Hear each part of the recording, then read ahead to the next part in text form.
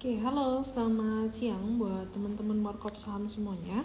Jumpa lagi di live market update sekaligus sharing session ya di siang hari ini, perdagangan tanggal 22 Oktober tahun 2025.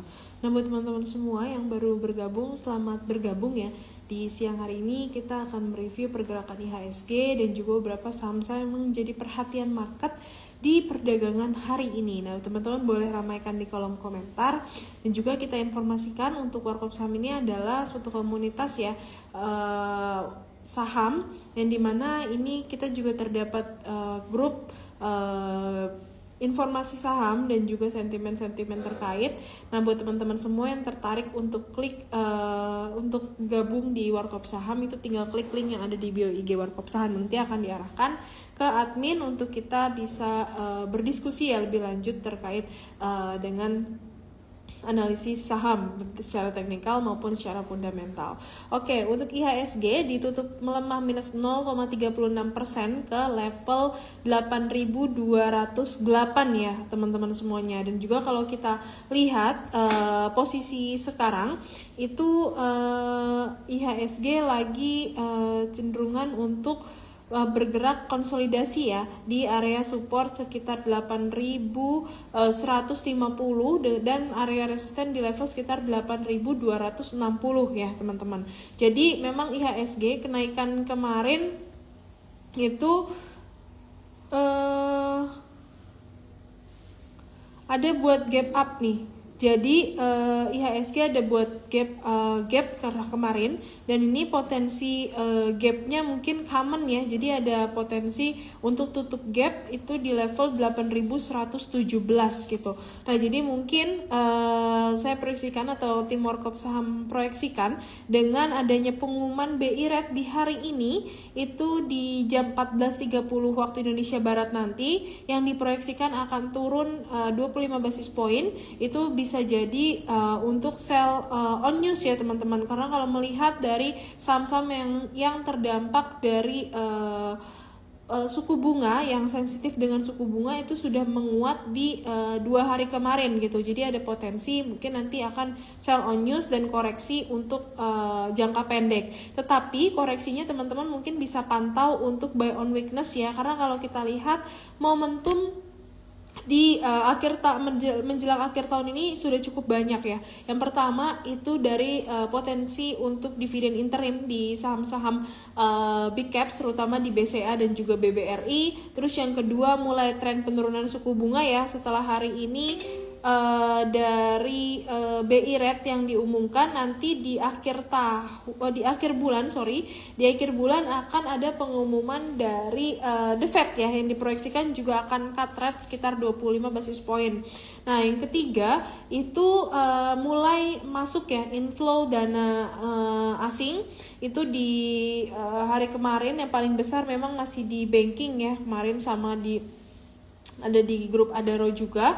Jadi mulai ada inflow dana asing gitu ya, itu bisa jadi trigger positif juga.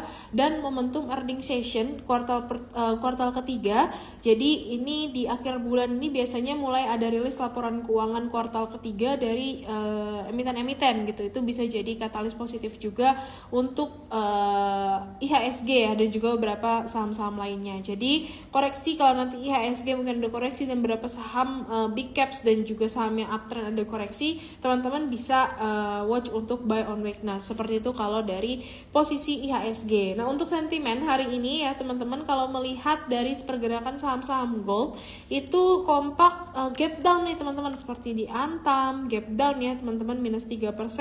Terus juga ada di Archie, BRMS, PSAB.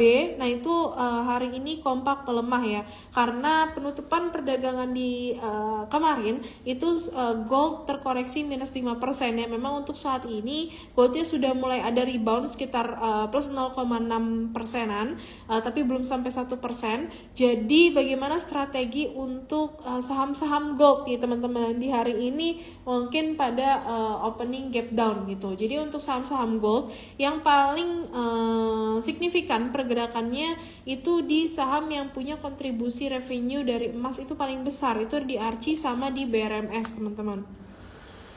Oke, kalau untuk strateginya ya teman-teman, kalau melihat untuk short term, kecenderungan mungkin ada lanjutan koreksi di saham-saham emas. Jadi oleh karena itu teman-teman yang punya harga atas itu bisa di hold terlebih dahulu. Nanti kalau ada penguatan mungkin setengah dari tren turun itu teman-teman bisa lepas terlebih dahulu atau batasi resiko dengan penjualan terlebih dahulu ya. Jadi mungkin untuk short term mulai ada keberalihan sektor ya, dari komoditas gold mungkin akan beralih ke blue chip ya, ke saham-saham blue chip ataupun saham-saham big cap seperti di Telkom, ASI dan juga di saham-saham perbankan seperti itu.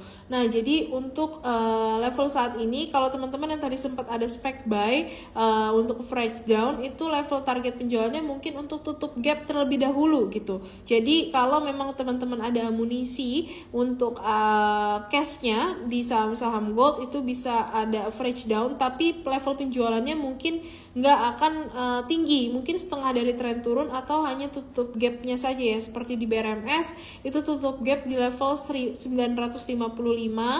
terus di ARCI itu tutup gapnya di level 1315 ya teman-teman. Terus di PSAB itu tutup gapnya di level 615. Lalu ada di Antam juga. Antam itu tutup gapnya di 3270 seperti itu ya.